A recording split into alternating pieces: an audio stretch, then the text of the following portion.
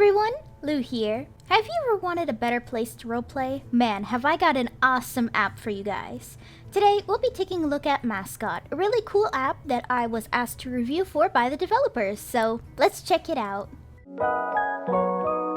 The app was developed by Offerstemple Inc., a new and small developer company, and released around March of 2022 to some pretty well-received reviews so far, although the occasional hiccup, mostly reviews stating a difficult layout to understand and frequent crashing.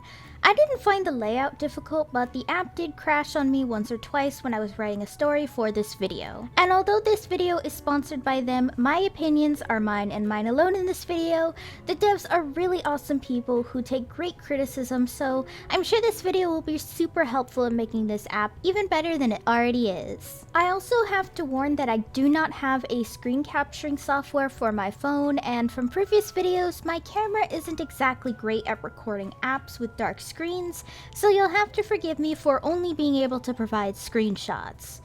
Now, let's get started. First thing you're greeted with when you open up the Mascot app is a tutorial on how to use said app. This is pretty helpful, especially when it shows there's also a text-to-speech option, which is awesome for those with reading difficulties, for whatever reason.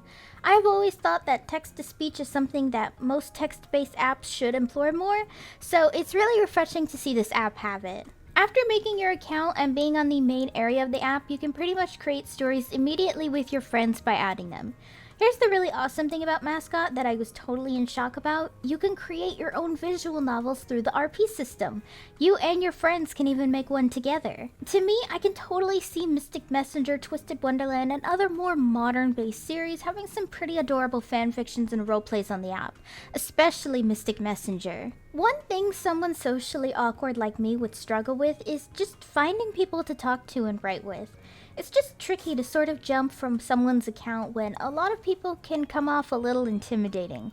But with Mascot, I notice every RP group I start to join feels very inviting, and it feels easy to just jump into an RP group.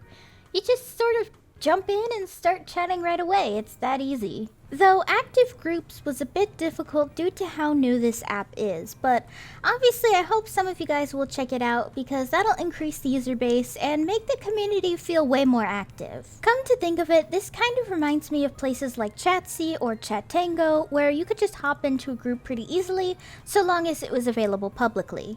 You can also attach images for both a description, roleplay icons, or immersion into the roleplay.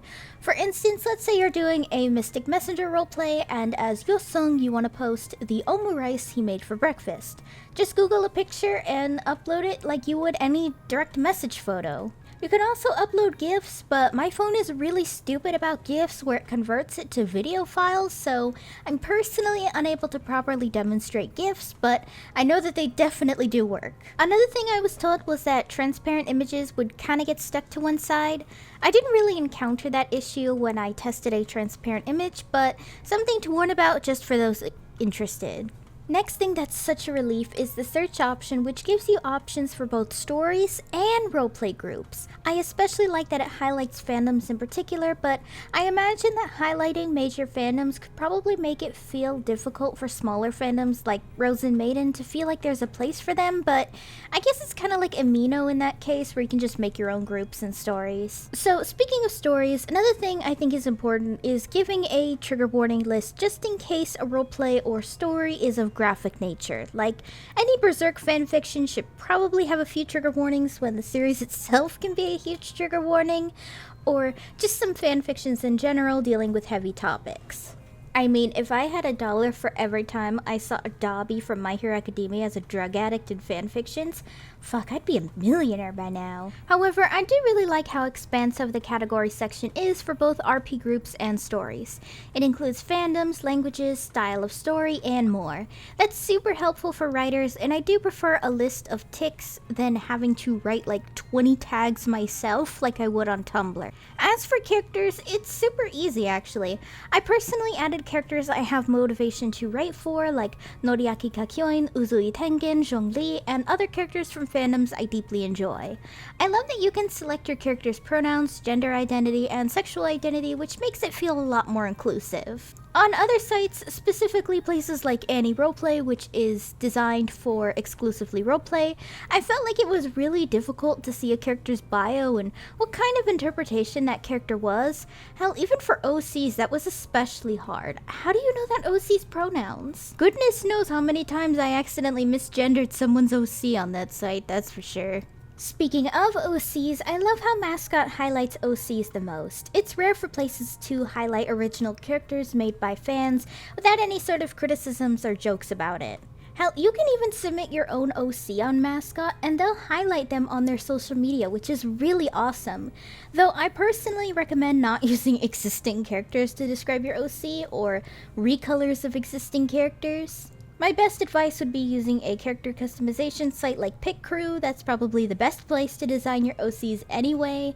Now, the only thing about OCs is that I feel like the biography area is a bit too short, or that there isn't a separate page or something to give a full biography for your OC. I personally rate a lot of OCs with expansive backstories, but I know not everyone else does, so maybe this is just a me thing. I did find that a way to get your OC's story up is sort of like a loophole, is to make a visual novel sort of story for your OC that you can share with your friends or those interested, which is actually what I did. On Mascot, I wrote a story called Story of Snowfall about my Demon Slayer OC, Shigure Sato. If you guys are curious about my creative writing or want to see what Mascot is capable of, then I highly recommend checking out my story there. The last thing I did want to mention about Mascot is the ages of characters. Although the app shows the age of the user, I think it's extremely important to show the ages of certain characters, especially when some people like to RP a Where Are They Now version of existing teenage characters,